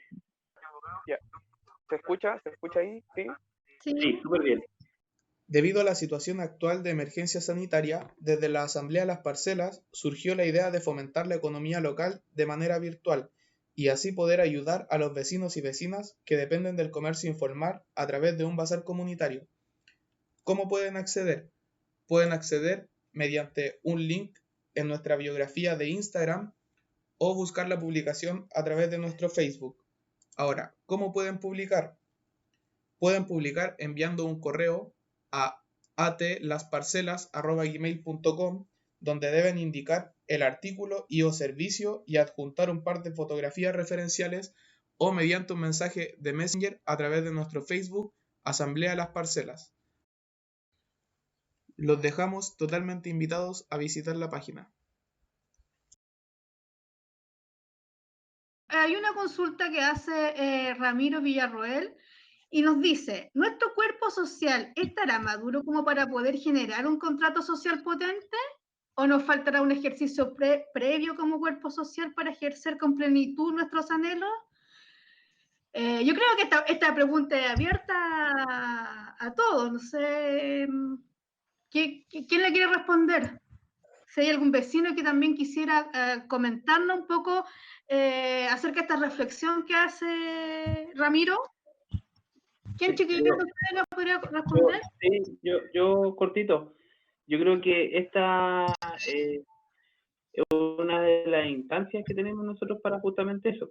Primero, conocernos, poder conocer estos temas que, claro, como decía el Matías, es un tema bastante complejo si es que lo vemos como si lo estudiamos literal, pero tratamos nosotros de hacer justamente esto, ayudar a las organizaciones para que ellas tengan las herramientas para poder organizarse. O sea, estamos empezando a organizarnos, entonces ahí no sé si el Mati podría complementar. Yo creo que como todo en la vida, lo que no se practica no se desarrolla, y nos han tenido encerrados en una burbuja impidiéndonos practicar nuestra soberanía. Obviamente nos vamos a equivocar o vamos a hacer cosas de las que después vamos a querer cambiar, es lógico, ¿no? Como cualquier cosa en la vida, pero tenemos una elección que tomar, o seguimos sometiéndonos a las directrices de otras personas, o asumimos que somos ciudadanos y no súbditos. Ciudadano no es que alguien no es el derecho a votar. Ciudadano es quien decide. Se escucha cortado, Mati.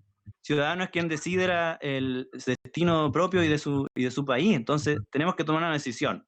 ¿Seguimos que otros hagan cosas por nosotros y reclamamos en la casa, o ejercemos nuestra soberanía? Obviamente nos vamos a equivocar, porque hay que practicarlo. Es algo nuevo para nuestras generaciones al menos, pero no puede ser razón esa para no hacerlo. Es mi opinión personal al menos. No sé qué opinan ustedes. Sí, yo igual creo que ciertamente después de tanto adormecimiento, ¿cierto?, político, social, quizás estamos en pañales, pero como dice el Mati, si no empezamos ahora, ¿cuándo? Y creo que todo esto que está pasando, que nació con el estallido, que la pandemia nos ha ayudado también a visibilizar aún más que nuestras demandas sí tienen asidero, sí, no estamos reclamando por nada. Yo creo que va a ser un buen ejercicio estar dentro de nuestras casas, aunque sea obligado, para reflexionar, ver que de repente sí necesitamos del otro, y construir este tejido social seguramente no va a ser de un día de un día para otro. Tampoco va a ser excluyente los errores, seguramente nos vamos a equivocar, nos vamos a enojar, pero este aprendizaje es necesario. Y esperemos que cuando llegue el momento en que tengamos que escribir nuestra carta magna, nuestras nuevas reglas sociales, cómo queremos ser y cómo queremos vivir, estemos mejor preparados, que sin ninguna duda lo vamos a estar. Eso. No sé si ustedes pueden leer la otra pregunta. Sí, por mi parte yo tengo las preguntas que habían, son varias. De hecho, bueno, y un saludo también de Ramiro a Matías Sagreo y a ti, Caro, compañera del Paulo. Hola Ramiro, tanto tiempo. Al parecer se comienzan a encontrar las personas. También tenemos muchas preguntas que son de Cristóbal Salinas Rodríguez, y que vamos a seleccionar algunas, o de Dina Figueroa Jorquera, otra de Nelson Cifuentes y de Ramiro. Fueron las personas que nos comentaron el día de hoy. Así que voy primero por la pregunta de Dina Figueroa, que dice: ¿cómo podríamos ahora cambiar esto a nuestro favor respecto a la Constitución? Yo creo que seamos un poco breve para poder terminar la transmisión. Y una cosa que estaban comentando, de que en una sección, cuando Daniel estaba presentando el bazar, eso se los presentamos, no se escuchó. La idea, a modo muy breve, ese es el bazar que tenemos como Asamblea Territorial Las Parcelas, en donde promovemos la economía local, que son las personas que realizan trabajo y pueden subir los anuncios ahí, como ustedes vieron, si bien no se escuchaba, pero como vieron, dejan los contactos, tienen que meter al bazar, que está en el Instagram, está en las páginas. Ustedes ingresan al bazar, mandan un mail y envían cuál es el motivo de la publicación para subirlo, y que también ustedes puedan, y entre nosotros mismos, poder apoyarlo. Entonces la pregunta sería: ¿cómo podemos cambiar esto ahora a nuestro favor respecto a la Constitución?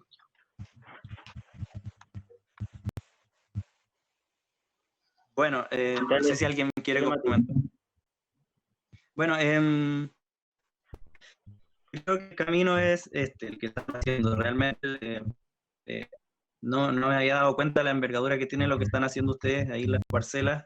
Este mecanismo que las circunstancias particulares actuales quizás los obligaron a crear esto tan interesante, y que puede llegar a ser bastante útil, sobre todo para llegar a las personas que no han podido, o por diversas razones no encuentran el espacio de la asamblea física en las plazas como un lugar donde ellos puedan sentirse participativos, pero sí a lo mejor espacios así digitales, mucha gente más se va a poder sumar, que suele ser muy, haciendo una autocrítica de quienes sí somos bien participativos en esas instancias, solemos, ¿cómo se dice?, menospreciar la opinión de las personas que no participan en lugares como eso. Y por lo menos para mí creo que es tan válida como la de quienes sí lo hacen. Y a veces sentimos que en esas asambleas estamos todos, pero en realidad tenemos que tener los pies en la tierra, de que quienes asistimos a las asambleas, a los cabildos, a los foros físicos, reales, carne y hueso, somos el 0,01% del cuerpo social, del pueblo. Y ese resto del pueblo tiene que participar también.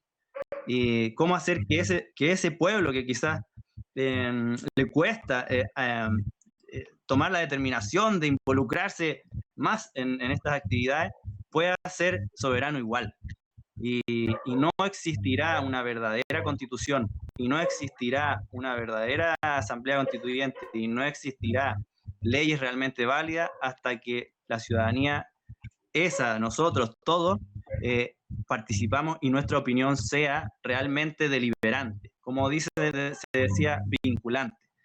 Es por eso que recalco que para poder llegar a cualquier objetivo de los que nos hemos planteado, tiene que llegar ese momento crucial en donde se le pregunte al pueblo, ¿qué quiere usted? ¿Quiere seguir igual o quiere cambiar la Constitución? Y cuando se esté cambiando la Constitución, ¿qué quiere usted que esté en la Constitución? ¿Quiere esto, quiere esto, otro? No que solo se nos pregunte al final sobre el texto final y se nos diga ¿le gusta o no le gusta lo que se cocinó en la Asamblea Constituyente? No, se nos pregunte, ¿quiere usted esto? ¿Quiere esto otro adentro sobre cada cosa? Entonces, para poder llegar a eso, tenemos que hacer esto, difundir esta información que la gente no conoce, no sabe que así se hace en muchos lugares del mundo, no sabe que sí tenemos el derecho a nosotros decidir cada cosa, no delegar y volver a vernos en las urnas 4 años más, sino que cada tema decidirlo el pueblo. Y es algo que se habla desde hace siglos y no lo sabemos, y quizás como ocurrió hace 200 años, en que estas verdades estuvieron ocultas y tuvo que haber un pequeño grupo que las descubrió antes nomás, pero las hizo correr con riesgo de ser quemados vivos, publicaron libros, folletos y lo hicieron correr por todo el mundo, y eso generó las revoluciones de independencia, antimonárquica, y explotó el mundo en ese sentido, y hubo un cambio gigante. No hubiese ocurrido si no hubiese habido personas como ustedes que se encargan de difundir esta información. O sea, la información es lo primero, luego la gente toma las decisiones, pero sin información, ¿cómo van a decidir? Si la gente creyó durante miles de años que el rey era un enviado de Dios y que había que obedecerlo, hasta que a alguien se le ocurrió difundir los conocimientos antiguos de que el soberano es el pueblo. Y ahí miren lo que pasó. Lo mismo va a ocurrir ahora. Hay mucha gente que cree, realmente es una fe, es una creencia, de que quien tiene que decidir las cosas es un presidente. La gente cree eso, porque no conoce lo otro. Entonces hay que hacer correr la información y tener paciencia. Lo importante es un poco cambiar la mentalidad que tenemos nosotros de la democracia representativa. Yo creo que ahí cae mucho, y cómo hemos sido educados, por eso también la educación cívica es muy importante en este aspecto. Vamos con la siguiente pregunta. Disculpa, y también educarnos políticamente, y que puede ser autodidacta. Y políticamente no se refiere a partidos políticos, eso hay que dejarlo muy en claro, la gente tiende a confundir los dos términos. La siguiente es un comentario que dice, de Nelson Cifuentes: existen unas leyes que se salen de la Constitución y sin embargo existen y deben ser acatadas. El que las Fuerzas Armadas se manejen independiente del gobierno de turno es al amparo de estas leyes. El control de la explotación del cobre, la pérdida del control de las aguas están al amparo de estas formas de constitución.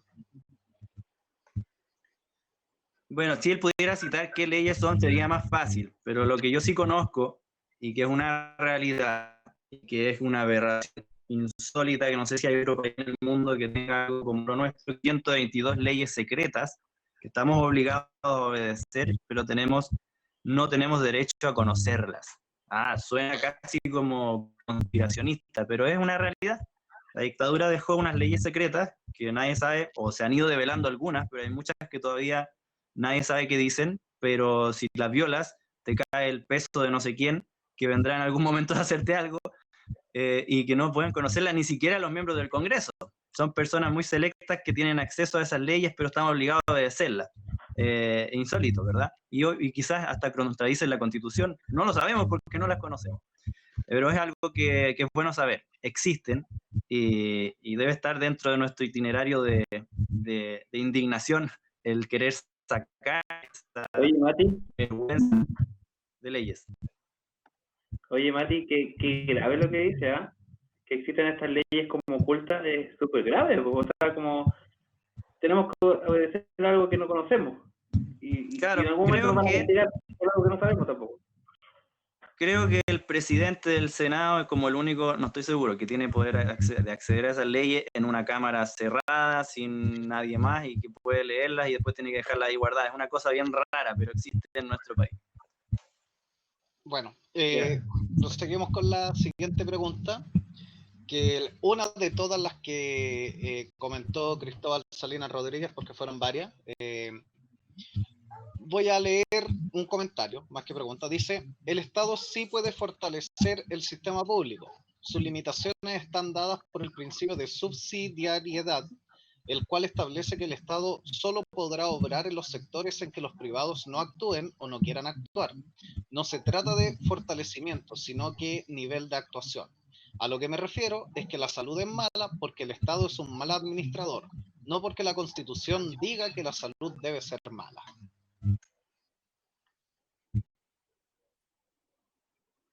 Comparto algunas de las cosas que están ahí señaladas, pero otras no, porque realmente la Constitución que tenemos sí determina en alguna medida que la educación, perdón, que la salud pública sea precaria, porque el Estado no puede privilegiar financieramente a la salud pública y desentenderse de la salud privada, y eso ayudaría mucho a la salud pública, lógicamente, de que esos fondos fueran allá y que se privilegiara y se fortaleciera, pero si el Estado privilegiara lo público, le caería el Tribunal Constitucional. Entonces, obviamente eso hace que esa precarización no se pueda solucionar tan rápidamente. Entonces, sumándole a eso, también está lo otro, que los gobernantes que hemos tenido no han tenido tampoco mucha voluntad de hacer lo contrario. Pero también está dentro de lo que les permite la Constitución. Hasta dónde pueden llegar, hasta ahí nomás. Entonces, no pueden llegar más allá porque la Constitución no les deja. Entonces, no es que el Estado sea solamente un mal administrador. Si llegase un presidente que sea un gran administrador, chocaría con los límites de la Constitución igual y no podría mejorarla todo lo que él quisiera. Es decir, la Constitución sí determina en cierta medida esa precariedad. Uh-huh. Y ahora vamos con la última pregunta como modo de cierre. Me pareció muy interesante dejarla al último, que es de Ramiro Jorge Villarroel González.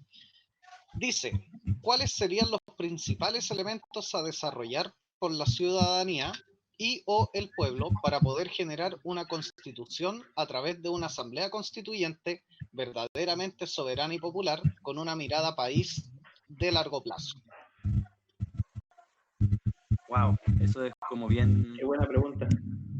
Bien complejo e importante, trascendente. Pero nuevamente... Se nos fue. Sí. Justo se nos fue. Pero, bueno, pero ¿podría repetir la pregunta? La repetimos y también la podemos comentar nosotros. ¿Cuáles serían los principales elementos a desarrollar por la ciudadanía y o el pueblo para poder generar una constitución a través de una asamblea constituyente verdaderamente soberana y popular con una mirada país de largo plazo? Yo respondo al tiro. Yo lo he pensado harto tiempo, porque claro, es complejo poder hacer que la ciudadanía en general participe cuando tenemos un modelo de que la gente sale de su casa todos los días a las 5 de la mañana y llega todos los días a las 9 a la casa. Entonces, ¿en qué momento la persona va a querer participar? Tú decís, el fin de semana, pero el fin de semana lo tiene que pasar con su familia, qué sé yo, con lo que poco tiempo que tiene para eso. Entonces, ahí yo creo que primero uno hay que intervenir un poco las políticas estatales respecto a la economía, respecto al transporte público, para que se pueda generar primero una organización, porque si no, no tendríamos nada. Y lo segundo es la cooperación. Existen hoy día muchas organizaciones, colectivas, juntas de vecinos, clubes deportivos, asambleas territoriales, que somos nosotros, ¿cierto? Y todas estas organizaciones están por sus lados. O sea, ahora, recién después del 18 de octubre, nos estamos organizando y aún así nos ha costado un tremendo, digamos, más encima ahora con la pandemia, más todavía. Pero yo creo que hay que ocupar lo que está, participar y coordinarse. Eso. ¿Caro? Bueno, para mí, si partimos de un papel en blanco, una hoja en blanca, es ver qué es lo que queremos nosotros como principios básicos, ¿cierto? Y seguramente muchos vamos a querer cosas distintas, pero que esté primado el buen vivir y el respeto de las personas, donde ahí aseguremos salud, educación, vivienda, los recursos naturales. Entonces, ahora, ¿qué necesitamos para eso? Vamos a ir, seguramente van a ir saliendo listas para que una persona tenga, no sé, buena salud, vamos a tener que generar un buen sistema de transporte público, buenos sistemas de salud, de educación, en fin, un montón de caracteres que van conformando todo este tejido. Y por supuesto, una de las cosas que debería estar implícita es el cooperativismo, ¿cierto? Donde el desarrollo esté enfocado a nuestra economía local, hablando de Chile, porque claramente podríamos nosotros extraer el cobre y producir nosotros cosas de cobre, no sacarlo afuera, y ahí cuánta mano de obra tendríamos si es que optamos por esa... ¿Cuándo? Mano de obra suena tan feo, pero ¿cuánta gente le podríamos dar oportunidades de trabajo, de desarrollo, desde el mundo artesanal hasta el mundo industrial? Entonces, pensar en nuestro bienestar, donde seamos nosotros los chilenos los que disfrutemos de nuestro Chile, nuestros recursos y de nosotros mismos. Bueno, por mi parte, considero que, claro, apoyando lo que ustedes dicen, es importante también que en esta Asamblea Constituyente se genere por parte de nosotros, no una convención mixta, no una convención constituyente, porque convención constituyente es completamente distinto a una Asamblea Constituyente y eso hay que tenerlo claro. Pero sí también dentro de estas leyes, lo primordial es el plano económico. Acá sin economía no funciona el país. Y para esto es necesario volver a potenciar y anular la ley que existe, en el cual Chile pueda crear empresas estatales como existían. O sea, acá está todo privatizado. Todo se fue privatizando desde después de dictadura, poco a poco, los mismos gobiernos de la concertación, en donde nos fueron quitando. O sea, estaba la CTC, que era la compañía telefónica de Chile, ahora no existe la CTC. Estaba Chilectra, no existe Chilectra, ¿ya? Y así estaba Emos, no existe. Entonces vamos sumando cosas en las cuales cada vez se va privatizando. Yo siempre digo que nosotros vivimos no en un gobierno democrático, sino que vivimos en una corporatocracia, que eso es el gobierno de las corporaciones privadas. Eso es lo que está ocurriendo hoy en día, porque la Constitución da el ancho para que eso exista. Y es necesario que el gobierno que tenga esta fábrica con las cuales también se pueda regular el precio. Como por ejemplo, si yo tengo una empresa nacional de telefonía, digamos como Movistar o como Claro o como WOM, que son compañías privadas, yo tengo, por ejemplo, X cantidad de precios para 2 gigabytes de uso. Por ejemplo, digamos 5 lucas.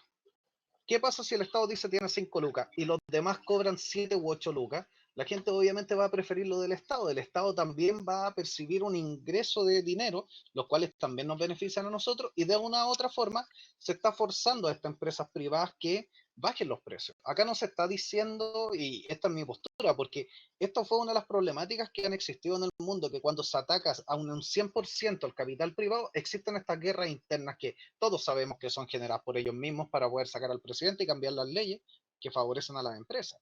Entonces, si existe el capital privado, tiene que estar supeditado a que también exista una empresa estatal en esos mismos capitales privados y en donde nos entreguen lo mismo. Y nosotros tengamos el poder de decisión finalmente de qué escogemos, ¿ya? Bueno, a modo de cierre, los quiero dejar invitados a todas las personas que nos siguen viendo, que nos van a ver después del en vivo, al Instagram, que es @asamblea.lasparcelas. Estamos realizando transmisiones en vivo desde las 12 a las 1 de la tarde. Todos son temas de contingencia. El día de mañana va a estar Fabián, que también está acá en la reunión conmigo. Ambos somos profesores y vamos a estar analizando desde nuestra perspectiva de profesores qué es lo que ocurre con la educación. O sea, cómo el ministro Figueroa sale diciendo primero que se vuelve el 27 de abril, ahora que no, que se abrió una televisión, qué es lo que ocurre con los estudiantes, etcétera, etcétera. Todo eso lo vamos a tratar mañana para invitarlos que se unan. Eso por mi parte. Muchas gracias, Alexis. Sí, eso estuvo bueno el recordatorio y el Instagram. Y también en el Instagram recordar que está el link para el bazar en la biografía para que también se puedan meter. Bueno, les comparto mi pantalla para hacer los agradecimientos finales. Bueno, Obviamente, primero agradecer a Matías que nos ha acompañado estas 2 sesiones, que ahora ya se tuvo que retirar. Parece que se le descargó el celular, nos decían por interno. Pero, pucha, el Matías gratis, digamos, ha compartido todo su conocimiento con nosotros y es un invitado que nos gusta tener todos los días. Así que, en ese mismo sentido, invitar a las organizaciones, a todas las personas que nos estén viendo, que quieran ser parte de este panel de invitados, ¿cierto? Para generar una discusión, un debate bien entretenido, no duden en hablarnos por la página de Facebook o por Instagram, para que nosotros podamos contactarnos y generar también un debate. También queremos agradecer a las 800 reproducciones que tuvimos en la primera sesión en la página de Facebook. Estamos súper contentos, empezamos este proyecto con mucha humildad, con ganas de que los vecinos y las vecinas pudieran educarse, autoeducarse con los temas constituyentes, y tuvimos una gran respuesta en redes sociales, así que vamos a continuar con nuestro proyecto y para que seamos muchos más. Y obviamente agradecerlo a todos los espectadores y espectadoras que están aquí siempre acompañándonos, infinitas gracias. Así que muchas gracias por todo y nos vemos el próximo miércoles, ¿cierto? Con el Acuerdo de la Paz. Chao, chao. Gran tema. Chao, nos vemos. Hasta el próximo miércoles, 5:30 de nuevo por el mismo canal.